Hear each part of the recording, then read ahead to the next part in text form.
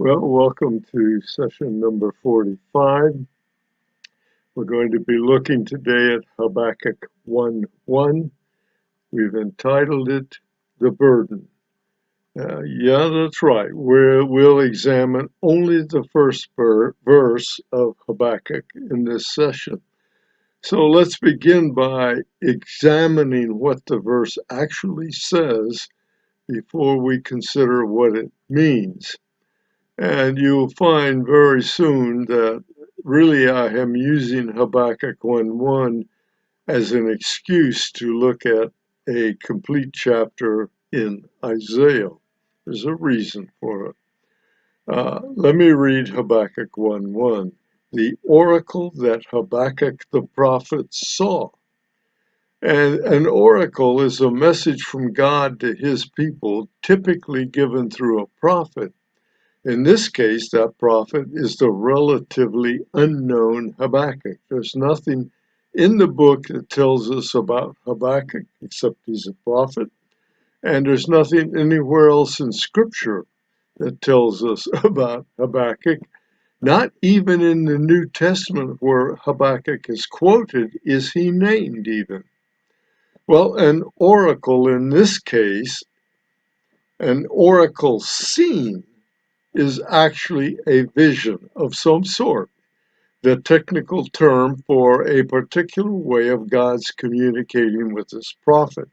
It may or may not be associated with eyesight. It could be as in a dream, for example. A cross-reference Bible tells us several prophets have similar verses that introduce segments of their work: Isaiah, Ezekiel, Amos, Micah, Nahum. As a matter of fact, let us look at Nahum 1:1 and see that we see something very similar to Habakkuk 1:1. Nahum 1:1 says, an oracle concerning Nineveh, the book of the vision of Nahum of Elkosh. So Nahum was given an oracle that he saw, a vision. Three verses from Isaiah in the ESV have the same word, saw, referring to three moments of communication with Yahweh. Let me just read those quickly. The vision of Isaiah, the son of Amos, which he saw concerning Jerusalem and Judah in the days of Uzziah, Jotham, Ahaz, and Hezekiah, kings of Judah. And in 2:1, it's this way. The word that Isaiah, the son of Amos, saw concerning Judah and Jerusalem. And then in 13:1, we see the word oracle. The oracle concerning Babylon, which Isaiah, the son of Amos, saw. And we'll learn that in Habakkuk, this is going to be a vision that involves Babylon as well. Now, Isaiah was several hundred years prior to Habakkuk, and Habakkuk probably knew of the book of Isaiah. Well, the literal translation of oracle generally refers to a burden or a lifting of a weighty object. And of course, a burden is a heavy or weighty thing. And in this case, we're talking about a weighty message of judgment or punishment from the God of Israel, a punishment for Judah. And that's not unusual. Most oracles are, in fact, statements of judgment, God's judgment on the people or on other nations. Not all were, but most. In our previous session, we mentioned that Habakkuk's times were evil and chaotic, and they would lead to severe judgment for a stubborn and rebellious Israel, Judah in particular. Habakkuk's message was to be a burden, a divinely given message of coming judgment. We'll see it's exactly what it was, except it's a bit more. My actual motive for the discussion on oracle as a burden is to segue into a chapter of Isaiah where God compares himself to idols. Now, if you've been with us before, very early on, we had a partial discussion of Isaiah 46, which is the chapter of interest, way back in our first online session. And I want to expand that again, expand it a bit, and to give you a review if in fact you were here for the first session. And in it, the word burdensome is central in Isaiah 46. And God's going to compare his relationship to his people, the Israelites. He's going to compare it with that of the relationship of idols to their worshipers. Now remember, Habakkuk began his complaint by essentially saying, I've got a message from God and it ain't pretty. In Isaiah 46, while in the middle of prophecy about Babylon, about Judah's defeat by Babylon, about Jerusalem's destruction and the destruction of the temple, and of the nation's captivity, in this chapter 46, Isaiah still offered hope. So please find Isaiah 46:1 in your Bible. We'll be reading the entire chapter. I think it's like 13 verses. And it's going to be the hope Isaiah offered. The way it came was by way of contrast between our God, the God of Israel, and two of Babylon's principal gods. Those two gods are Bel, who is also known as Marduk. He's also known as Baal, B-A-A-L. And he's Babylon's chief god, a god of weather, fertility, and agriculture. That's the one god. The second god is Nebo, their god of science and of learning. And according to their lore, Nebo is the son of Bel. So God's description of those man-made gods that we're going to look at fairly drips with sarcasm. See if you can catch this. I'm going to read the first two verses right now. Bel bows down. Nebo stoops. There, that's Bel and Nebo's idols are on beasts and livestock. These things, the idols, you carry are borne as burdens on weary beasts. You catch that? First of all, Bel and Nebo, rather than standing to receive worship, are in fact in positions of worship. They're bowing and they're stooping.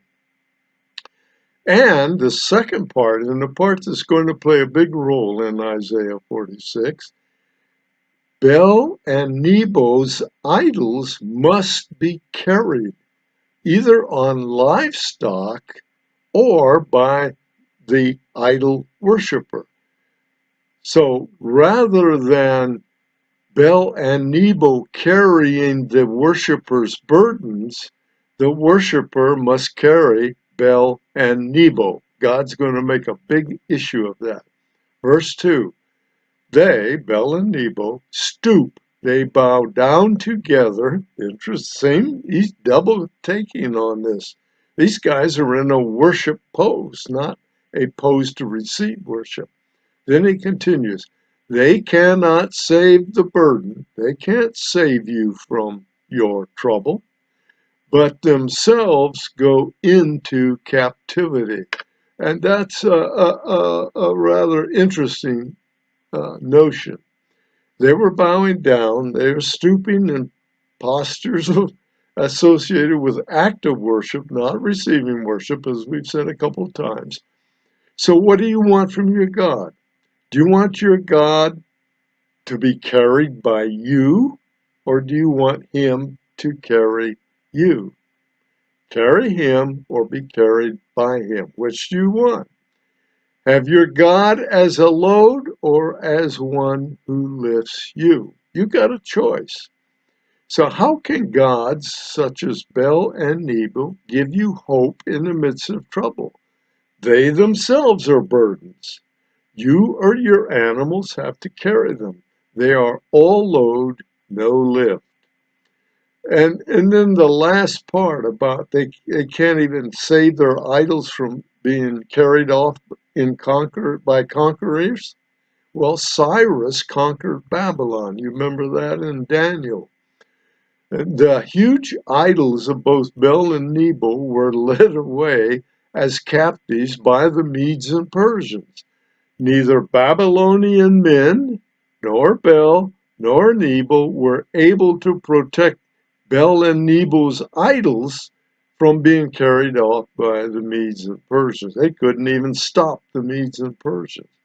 By contrast, look at what your God says about himself in Israel. This is in verse 3.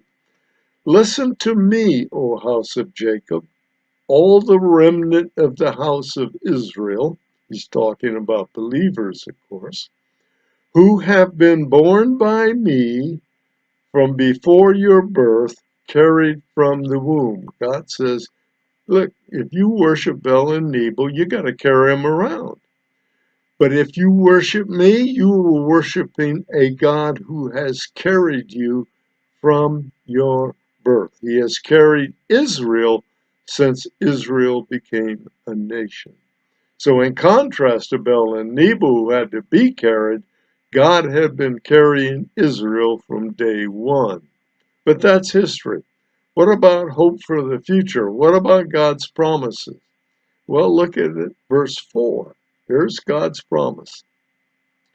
Even to your old age, I am He. Now that's, if you go back and look at what God said his name was at the burning bush, if you look at it in the Septuagint, the Greek translation of the Old Testament, it is the word, they are the words ego eimi, E-G-O-E-I-M-I, which in Greek just simply means I am.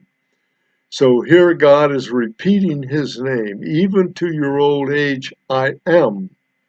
And to gray hairs, I will carry you. I have made you, I will bear you, I will carry, and I will save. Some kind of contrast with the man-made gods, Bel and Nebo. Yahweh is not helpless or powerless. He will sustain his people just as he always has. So he's making a comparison for the Jews who were about to be taken into captivity. So the message of verse 4 seems fairly clear. There has never been a lapse in Yahweh's care of Israel. He always has his remnant of faithful Israelites. And by the way, the word save in verse 4 doesn't refer to justification, but most likely refers to deliverance from captivity. In essence, God is saying, look, you're going to go into captivity, but I will deliver you from it. And of course, he did after 70 years. So God refers again to man-made idols here in verse 5, and he offers a challenge in the form of a rhetorical question. Listen to verse 5. To whom will you liken me and make me equal? And compare me that we may be alike. He says, I challenge you.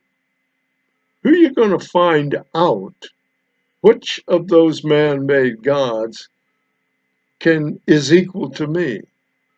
Now notice, here's again some poetic parallelism, and that's characteristic of oracles. The line, liken me and make me equal. Then look at the next one. Compare me, liken me, that we may be alike, make me equal. Those two lines say exactly the same thing. He's making a strong point by the poetic repetition. So at what point, what's the point of this that Yahweh is saying? He's saying, I am absolutely unique.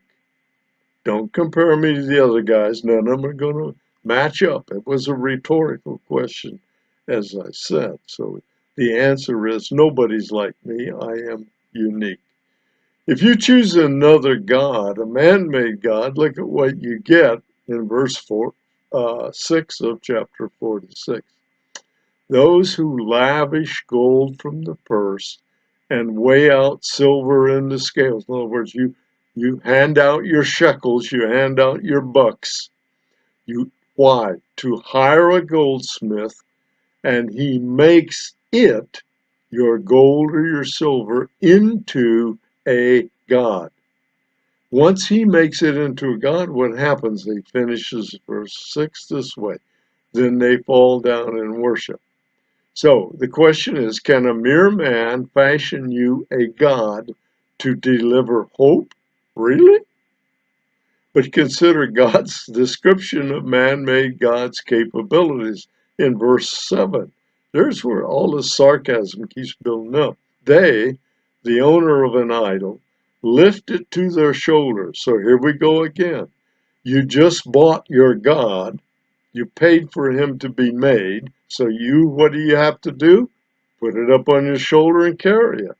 They carry the idol. They set it in its place, and it stands there. Notice the sarcasm? The idol worshiper carries the idol. The idol worshiper sets it someplace, probably has a little grotto or something in his home, and he sets it there. And what does the idol do? It stands there. And he goes on, it cannot move from its place. Your idol can't even budge. He can't get out of his own way. Here we go to finish. If one cries to it, it does not answer. You pray to an idol, it ain't going to answer. Or it cannot save him from his trouble. In other words, you bring him home, you carry him home, you set him somewhere in a little place in your house, you bow down and you worship him, but he doesn't hear you and he doesn't save you. Conclusion, idols are of human origin and man-made gods are impotent. They can't even get out of their own way. Look at what had to happen. The god cost you up front. You have to pay to have the god's idol made. Then you have to carry that God everywhere you go. If you want, take him with you. Man-made helpers can't even get out of their own way. He just stands there when you set him down. Man-made gods can't answer any plea for help. Other gods cannot deliver us from even the least bit of trouble. So let's get smart.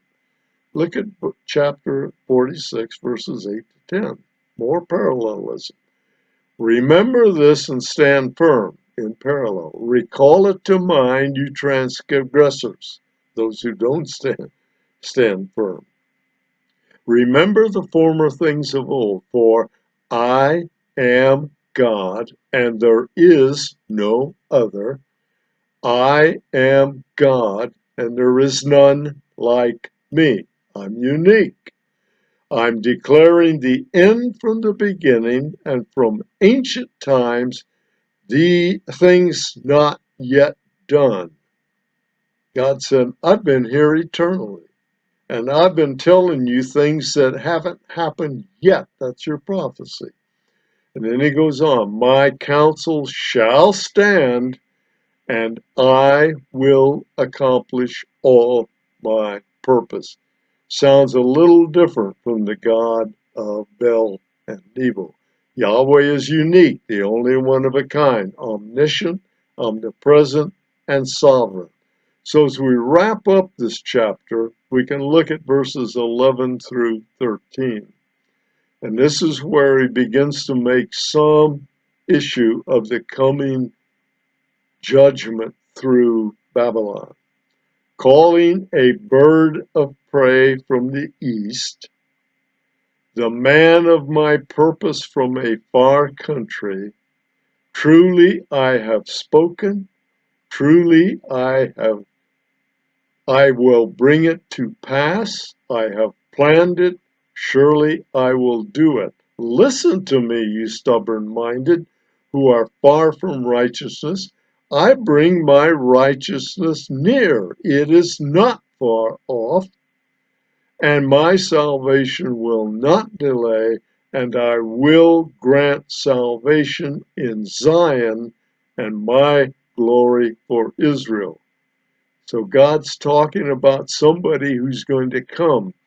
And this is likely talking about Cyrus, who's going to come and deliver the Israelites out of the bondage in Babylon. Paul in Romans says that all Israel will be saved.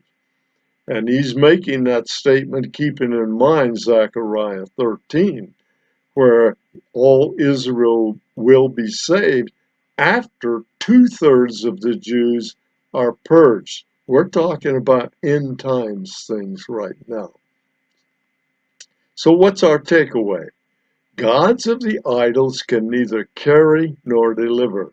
They're passive, they eat up your resources, there is no payoff. Our God is unique. He saves, He delivers, He carries, and you carry Him only in your heart. You don't lug around an idol. God is not satisfied or pleased with idols. He's given us a commandment against that, of course. Now, in the next session, we will examine the details of Habakkuk's complaint. Only about 3 verses, but in there he tells us a lot. So I look forward to seeing you next time. We will get into Habakkuk, his complaint, his concern that he brings before God.